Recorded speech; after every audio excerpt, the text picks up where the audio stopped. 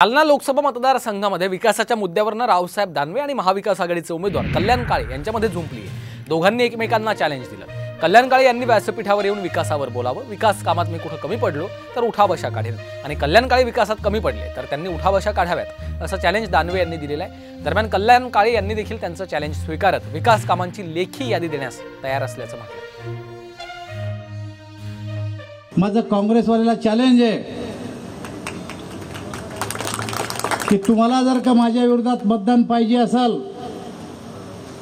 तर तुम्हीच एक स्टेज बनवा, तुमच्या उमेदवाराला बोलवा किंवा तुमच्या कोणीही काँग्रेसच्या नेत्याला, राष्ट्रवादीच्या नेत्याला बोलवा आणि मला बोलवा।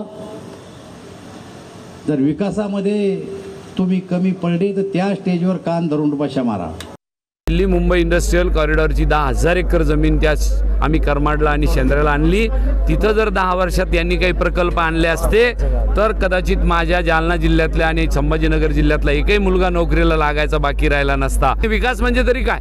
विकास म्हणजे लोकांच्या घरात 4 पैसे जाणं आणि त्यांचं जीवन उज्ज्वल होणं, उंचावणं, त्यांचं राहणीमान उंचावणं। या सगळ्याचा जर इंडेक्स काढला तर त्या इंडेक्समध्ये जालना हे सगळ्यात पाठीमागे आहे। माझं चॅलेंज आहे त्यांना, तुम्ही लावा शो, माझी तयारी आहे ते चॅलेंजवर उत्तर द्यायला।